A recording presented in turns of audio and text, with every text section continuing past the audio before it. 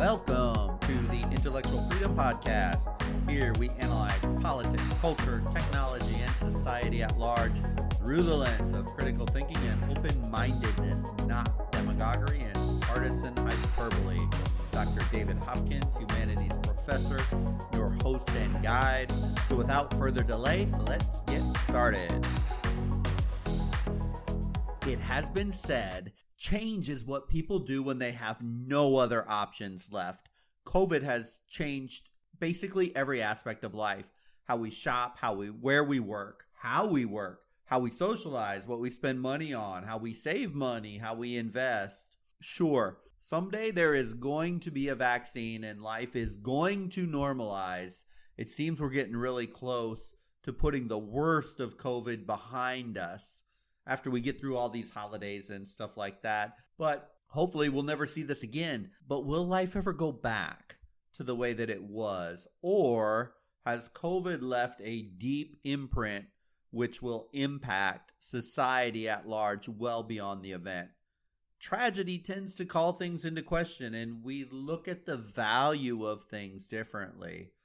The value of higher education is surely under the microscope right now. So let's talk about higher education in this COVID world we live now, and hopefully the post-COVID world to come in 2021. The traditional view in philosophy, when we look at values, is that these values and what we value are nothing more than abstract ideals. What we value are the things that we hold in high esteem or we hold in high regard. So how do we value higher education in this world we're living right now? It has been said that where people spend their time and where they spend their money will tell you what is important to them. We can use this maxim to analyze higher education right now. Also, we know when things go haywire in life, we tend to look back to gain a different perspective, to sort of reevaluate life and introspectively look at things that we previously accepted without question. Anybody who's had someone very close to them die in their life, they fully understand what happens when things kind of get turned upside down. And 2020 has been one of those years where things have truly been turned upside down. So let's look at this massive institution known as higher education. I want to preface this discussion that I have worked in higher education and academic publishing for about 25 years. I've worked in online traditional course content creation, textbook workbook creation, accreditation and compliance, academic advising and retention, instruction and assessment, and even management. I've held titles such as academic advisor, instructor, professor, dean, chief academic officer, vice president of student success, chief learning officer, just to name a few of these. I know higher education, and I know it has to change. Not because higher education wants to change, but because it literally has no choice. It is already starting to feel the pinch financially. Look, in this podcast, I don't want to get bogged down with an in-depth look at the cost, except beyond our analysis of value. I've talked in detail in prior podcasts about what is causing this astronomical price rise and what's really driving the cost. And just briefly here, administrators hiring armies of administrators and support staff to support their administrative functions. That's real. If you don't believe me, research the increase of budgets. Every state college and university has to publish those things every year. And see how much money is going to administrative roles versus teaching faculty. See how many full-time, full benefit administrators and staffers are hired in a year versus the minuscule number of full-time faculty and the armies of thousands of adjunct faculty who basically work for $1 a day and no benefits. It's obvious, it's blatant, it's over the top at some institutions. How convenient for these administrators to hire much more of their peers. Then, of course, in the end, there's never any money left for faculty in actual education. Now, for me, I don't even want to be a full-time faculty member. I don't want the meetings. I don't want the committees. I don't want the other stuff that goes along with full-time faculty jobs.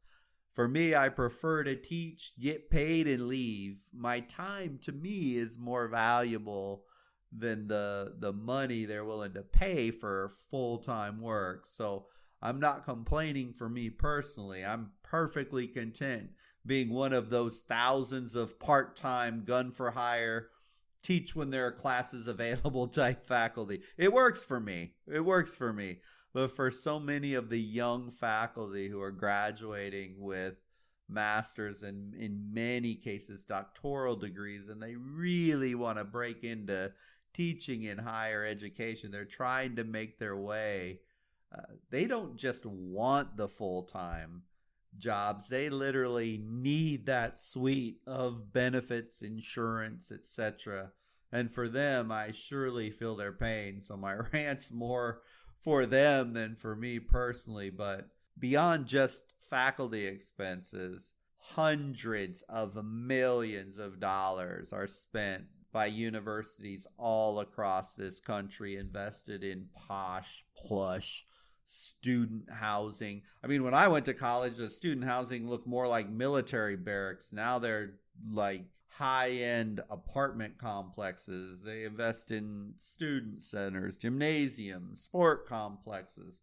And it's just a recipe for incredible costs. But this podcast isn't about HR hiring practices, the rampant hiring of administrators, almost always at higher salaries than the teaching faculty and full benefits versus the part-time contract labor of the teaching faculty, and how the shift away from classroom instruction and instructors to the business of colleges everywhere, or pet building projects that money's spent on. But rather, what I want to talk about, the value of higher education and the perceived value from the perspective of the students, the parents, and then society at large that funds them, and how they determine and how the value is determined in higher education. And then finally, how COVID has called into question how we should value the process of earning degrees and advanced degrees. If you're in college right now, considering college, graduating high school, or a parent staring down the barrel of a gun trying to figure out how in the world to help your kids get an education beyond high school without putting yourself in debt for the rest of your lives, I hope this gives you some insights. First of all, I don't see the most transformational change happening at the community college or the state college system. And when I say state college system, I'm talking about community college or public institutions that only offer undergraduate degrees, as I think they're probably better situated for an event like COVID. Sure, the enrollments are suffering everywhere, including community and state colleges, yet their core purpose is just a little bit different. And the value proposition is a completely different thing than your big state universities. And so your community colleges and your state colleges, they tend to weather storms differently.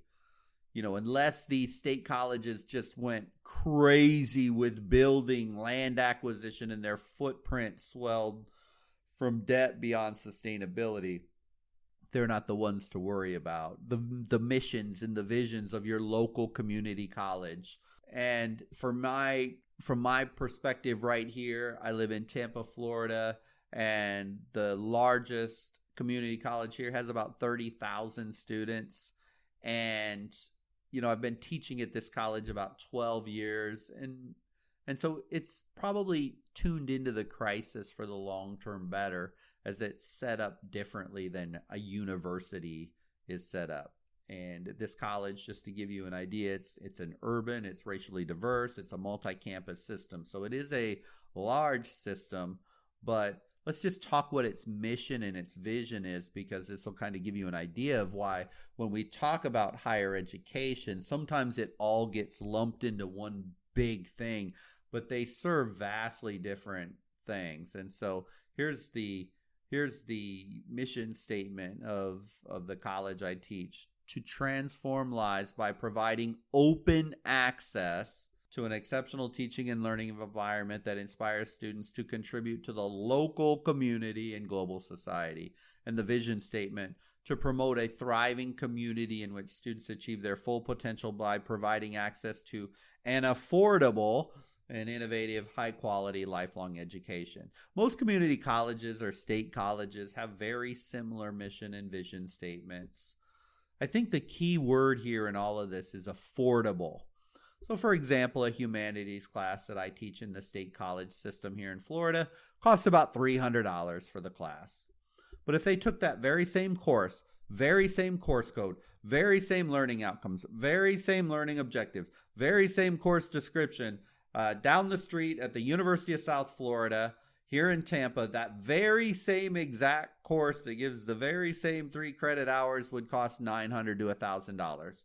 More than 3 times as much for literally the identical credit that could go on the exact same transcript of any college in the state of Florida, except at the University of South Florida, you'd probably be in an auditorium with 300 students instead of a classroom where usually, if pre-COVID, 30 to 40 students would be a normal class size. So this brings us to one of the biggest issues. See, COVID has called into question one of the central tenets of university life in American history. And the question is, what is the real value of college education? Humans, we will pay more for a higher perceived value. We do this with cars, we do it with clothes, handbags, shoes, we do it with colleges.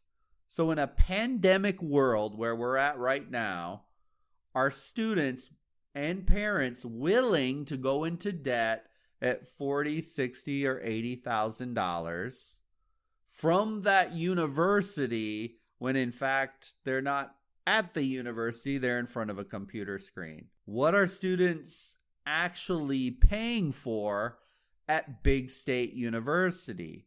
This question is being asked frequently. Are students paying that much money for the education, or are they paying that extra premium money for the college experience? COVID is starting to give us the answer. Students, and yes, parents, they were paying for the college experience. They were not necessarily paying for the education at many of these colleges. So let me explain this further. This is why I make this distinction between the community or state college and the university.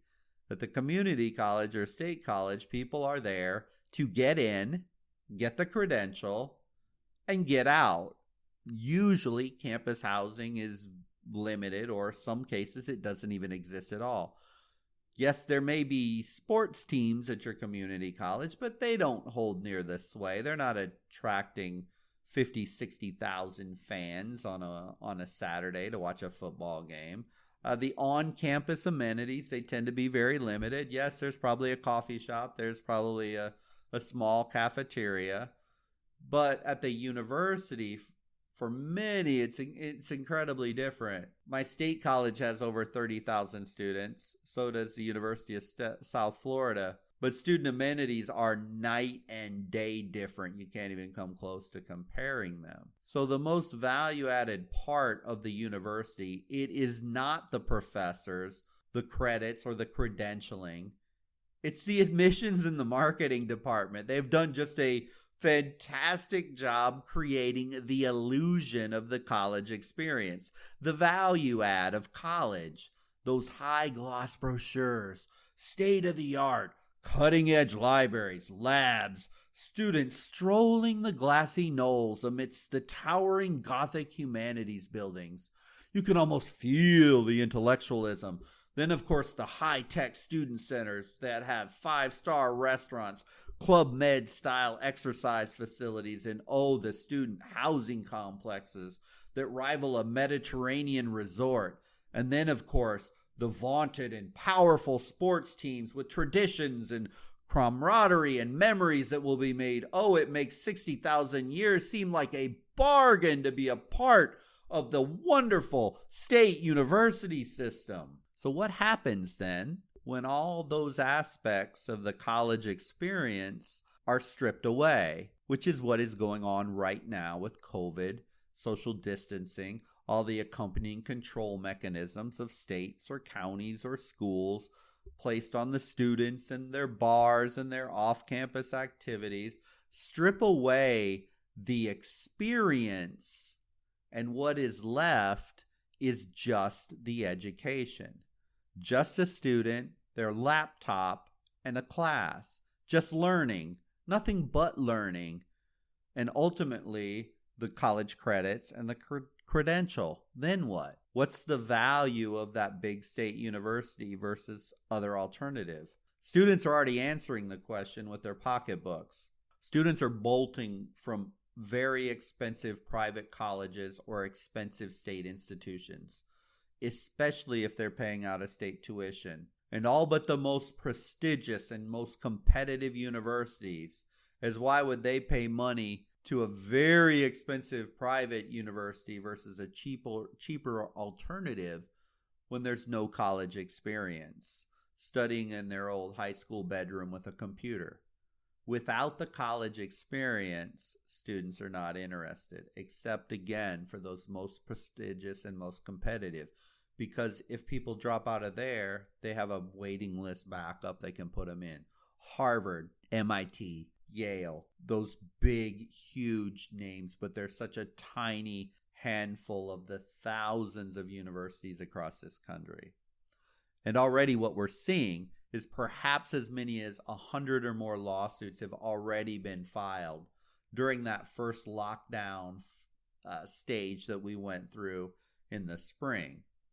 And the lawsuits by the students filed on behalf of students in various forms basically say they were shortchanged when their in-person college experience was replaced by an online remote one, as schools shut down due to the coronavirus pandemic. In the fall, hundreds of thousands simply didn't go back to college, and an alarming number of incoming fall freshmen just chose not to enroll at all. I can tell you, even in my classes that I'm teaching online, I have a bunch of transplants from state universities that have decided that they would take classes at the local community college at a third of the price, and then when colleges open back up, they'll transfer those credits back out. So in the lawsuit, students are demanding a refund on tuition and fees equal to the difference between what they paid in advance and the instruction and educational services they actually received while on campus in the spring. So, and these enrollments at universities has dropped anywhere between 10 to 20% this fall alone. Some are faring better than others, of course, but in a COVID world where you can still earn credits and move towards the credential, which is the argument of the colleges in the lawsuit, students are just saying, nah, I'm good. I'm not paying for it. If I don't get the college experience, I'm not paying you the same amount for an online course as I would have paid if I had the on-campus experience. You know, I'm an active options trader, and quite frankly, a stock or an options value is only worth as much as a person is willing to pay for it. The stock option is a derivative. It has a perceived value that rises or falls based on the perception of how that underlying asset's going to move. Same thing with a house. You may love your house. You may say it's a wonderful home, the best home ever made. And for anyone lucky enough to live there, and you may ascribe a value of, $300,000 to the house. But guess what? If your highest offer when you go to sell it is $200,000, then guess what your value is. It's not your perceived value of $300, it's $200. And students right now are speaking out about what the value of the teaching and instruction and credential are worth at these big universities versus what they're willing to pay for the college experience. But let's go back to this lawsuit for just a second. If you Google COVID college lawsuits, you can read many of the specific examples, and you may have some in your state. But many of these schools that are being sued, they're not some low-tier college. But with all due respect to someone who graduated from, say, University of North Carolina, If they got a degree instead that said University of Florida, Michigan State, Arizona, University of Washington, University of California, do you suppose it would really impact a student's ability to get a job all that much? The answer is probably no. The education is pretty much going to be considered identical. I do not see people bolting from, say, MIT for a cheaper alternative, as that specific credential from MIT, even beyond the education, has a marketing and economic value. But that's not where the biggest change is going to hit, because those type of colleges are kind of the exception versus the rule. And kind of like in the NBA, there was a Michael Jordan, and then there were hundreds or thousands others playing at the same time. I want to talk about the bulk of them. But what about a degree at a very good private college, private university in Florida that costs, let's say, $150,000 or $180,000 for 4 years, versus, say, a cheaper state college that you could get a degree for, $25,000 to $35,000 total. If you take away the college experience from a huge number of the universities and the very expensive private colleges, the value proposition changes immediately. So what is probably going to happen very shortly is the less known and the less financially strong private colleges, and possibly some of the publics, they're in danger. And if they're not incredibly strong financially, they may become insolvent and especially closing their doors on a very expensive private college experience. So when we strip away that college experience from the credential, we tend to view cost very differently. It's a pretty common fact that college degree has economic value to advance a career in many fields, but the price Americans are willing to pay for college, it's not a perfect linear idea, which we're finding out. This idea of I go to college to get a degree, to get a job, because if that was the case, we wouldn't have private colleges that are charging $60,000 to $80,000 a year. The amenities on very expensive colleges, like I mentioned, they're rivaling 5-star resorts.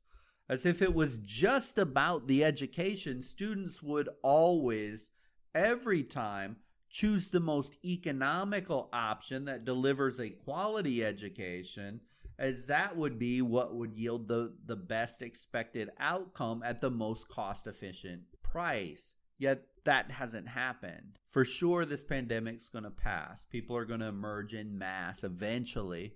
My gut tells me two things that seem almost opposite, but these two trends are going to happen in higher education. First of all, college, without the college experience, seems insufficient for millions of students. And even what parents want for their children. Many parents want their kids to live that college lifestyle. Let's face it, much of the university experience was always an excuse to justify that lifestyle, and was more concerned with things outside of the classroom than things inside of the classroom. America is deeply committed to the dream of attending college and what college life is all about. And sadly, it's far less interested in the technical education for which students supposedly attend. Of course, students go to college to learn. Sure, students get exposed to some wonderful faculty, some average faculty, and sometimes poor faculty. It happens. Colleges hold classes. They host majors. They award degrees. Getting a college degree is one of the only paths to middle class life for many, and training graduates for a particular career. And on average, they're going to earn more than those who don't go to college. This is an obvious true statement. But the education is only a small part of many colleges' purpose. In the United States, higher education, it still offers this fantasy for how kids should grow up, being part of some rarefied place, whether that's real or whether it's just perceived in the marketing, which at the same time, it puts the college student in this type of a safe cocoon. And it facilitates all kinds of things from partying and self-discovery. And out of all this stuff, an adult emerges, this process of college, not just the result of earning a degree so you can get a job. It offers access to opportunity, camaraderie, even matrimony in many ways, partying, drinking, sex, clubs, fraternities, these rites of passage. They've kind of become an American birthright for many. And many are paying huge sums of money for the dream of higher education. Students find value in the experience. Now, if going to an average state college costs, say, $40,000, an expensive private college costs $150,000, the value of that college experience is 75% more expensive than the academic learning itself, as the price tag to get the picture-perfect college brochure education versus the community college or state college is double to triple the cost.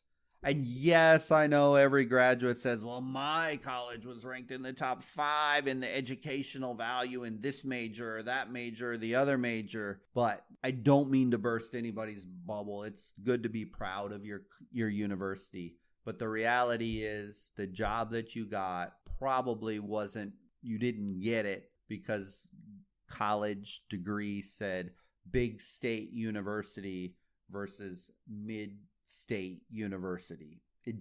That's not what it was. An objective look at what students are willing to pay for college, though, it does tell you the college experience is incredibly valuable to students. And the lawsuits by students believing they shouldn't pay the same tuition online versus face-to-face says basically what your students are saying is this college isn't worth $150,000 if I'm just going to learn at home on the computer. They're basically telling all of us that college is not just about the college credit, because when they went home after being released from COVID, they literally earned the same credit hours at the end of the day than they would have earned if they were on campus. But they lost the college experience, so thus they believe that the education is not as valuable. I know I get it. The lawsuits may say, well, I don't get the same education online.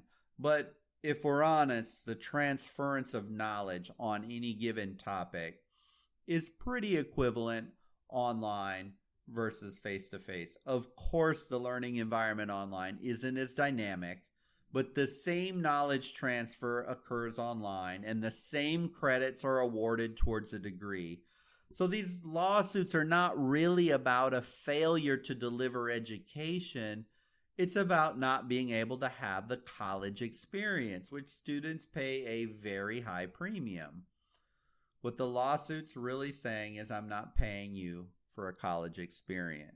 I'm not paying you for a college experience I was promised when I can't have the college experience. My guess is, in many students post-pandemic who can afford it will once again re-engage with the college experience. It's not that all the colleges are going to disappear. It's just not going to happen. It's literally been ingrained in the American psyche as a rite of passage for millions and millions.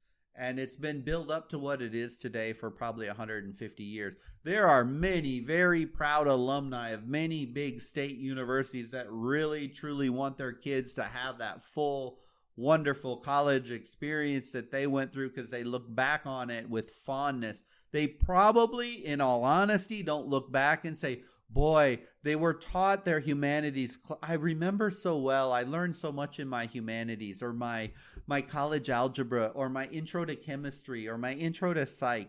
That isn't why parents want their kids to have that same type of college experience. It's all the other stuff. Now, many can afford this college experience. And so you've got that group. And many will literally mortgage their future in student loan debt to get that big university college experience. So I see the campus experience existing in the future after COVID, but I believe it's going to lose more value. And I think ultimately, sadly, the high-end university, the private colleges, the very expensive private colleges, they're going to be filled with three different types of people. Number one, the wealthy. They can send their kids there, pay the bills, and it's no big deal. So they're going to be rich people there. There's going to be, number two, highly intellectual, very intellectually promising students who are there on scholarship. And they'll be able to go to these high-end college experience type universities. And then number three, sadly, the incredibly naive and the propaganda swayed poor people who are willing to take on insane amounts of debt just for the college experience. For those contemplating taking on massive student loan debt for the college experience, I say run, run, run away. Don't do it. Whenever the opportunity presents itself, I tell my students, stay away from student loan debt. Your entire life is worth much more than the college experience at the big state university or the elite private college. And so to them, I say for 4 years, just find a place that you can get your education without the college experience, save the tens of thousands of dollars of student loan debt, and in the long run, you'll be 1,000 times happier. So yes, the university, the college experience, that's going to continue post-COVID, but the other trend that's going to grow even more rapidly and more quickly due to COVID is this idea as these cost balloons. This second trend is one where students will seek fast, cheap, effective training. There's little to no college experience cost built into these trainings, and so thus they don't cost as much. And I see them beginning to evolve already into partnerships with big name companies. Through online education and remote learning, I see the delivery, scope, reach of major universities like MIT partnering with, say, Google, for example, to deliver courses. Or maybe Tesla partnering with Microsoft and engineering schools, or maybe in the arts, Harvard or Yale or Princeton delivering online programs. There'll be some sort of online fully, or maybe even a hybrid where they meet once a semester, or maybe extended weekends every once in a while, or maybe once a week or once a month, depending on the facilities and the arrangement. You know, this is already going on now, but it's really still in its infancy. Cornell, MIT, Harvard, they've always had their distance learning divisions. They've existed for a very long time. But what we're starting to see is the role and the scope and the outreach of brand name universities beginning to increase. And this increases because on the opposite extreme of that college experience, there are more and more people who want nothing but value, education, zero college experience. They want that branded credential. They want that name, that big name university on the credential, and they want the education, and they want nothing else. This is powerful, and it's probably going to grow very quickly. At the university level, quality brand name programs delivering at scale will be the future. Right now, trying to get into Harvard or get into Yale or get into Princeton, I hate to say it, it's absurd what they go through there. To interviews for corporate CEOs are less intimidating than some of the application processes at these very elite, restrictive universities. But through the ability of technology to deliver at scale from a distance, these big names are going to be able to expand greater and greater. And it's a huge cultural shift, but the reality is it's going to keep growing, because at some point that theoretical value of the college experience It's simply unsustainable, as the ability for people to pay more and more and the cost gets further and further out of reach. Once this happens in a large enough amount, then the value of the college experience is going to be replaced with just getting the education, getting the credential, getting the diploma, getting the degree. Many students are already there right now. COVID has just advanced a trend quicker than would have otherwise happened. But the question is one of these better for society than the other? This is incredibly debatable. There is huge value in the college experience. I don't want to say there's not. I loved my college experience. I probably did a little too much partaking of the college experience. You know, this idea of growing up, socializing, learning about yourself, studying all kinds of topics and probing and searching for your career purpose. And yes, the partying, the screwing up, the relationships, they're all part of it. Not having this at all, what happens? It's hard to say. On the other hand of that, crippling student loan debt is just enslaving younger generations, so much so that they can't even buy a home, or they worry about getting married, and they delay having kids for fear of just being buried alive in bills. And this is not good for society at large at all. Concurrently, though, a focus on education only through the impersonal, fully online, or maybe a hybrid model, it does return education to the center of things, because you've removed all that college experience stuff. But is it the same thing? Can the same depth be achieved? You know, having taught online, hybrid, and traditional classroom, I have to say delivering efficiently online content isn't the same as the dynamics of a classroom. Nothing matches that personal connection. But I can teach the same stuff online, of course, but do students learn those skills of things like listening, discussing, interacting, using interpersonal skills, analyzing, the same when you're in a classroom together versus, say, online? I would say no, online just can't match that. In the end, your kid's education, my education, your education, it always ends up in our own hands. I tell my students they're going to get whatever they want out of my classes. They can stay on the surface, cruise through, get a C, mark it off your degree checklist, and move on. I mean, you can do that if you want to. I did that, sadly, in many classes over my life. Or they can push, they can challenge, they can go beyond. And then they can get untold value from the course. It's only limited by how hard they work and their own curiosity to keep acquiring more knowledge. The same applies to an entire degree program. It's only as effective as the time and energy that's invested. Sort of like a gym membership.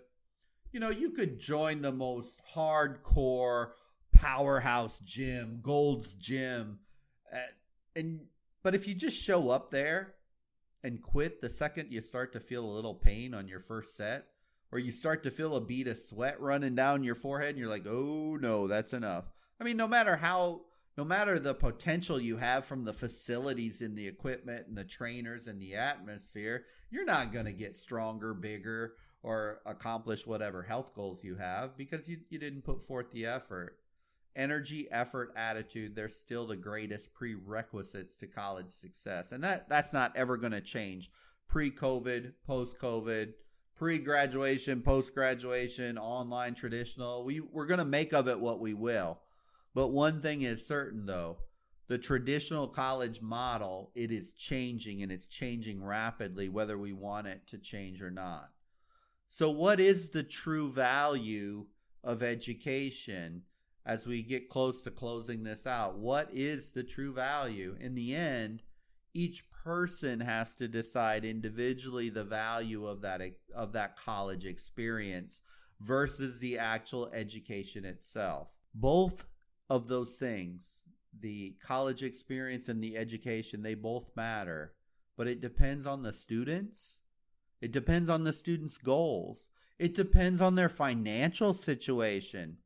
And it also depends on their mindset to determine what is the best path that's out there. When a student considers where they study, what they study, and what their goals are, a very important question then is, how important is that college experience? Is the time and the money worth the institution in question? We have to slow down and consider this and not just thumb through glossy brochures, because this question is being challenged and it's being critiqued right now due to COVID. And it will be interesting to see what the final verdict will be as this pandemic winds down and we reset and we re-engage in all aspects of society. But for those of you going through that process of determining where you should go to college, you have to consider the value of that education. Is it the college experience, or is it just getting the degree and going on? Because that is a very important question, and it should drive your decision making on what type of institution, what type of delivery method you should pursue.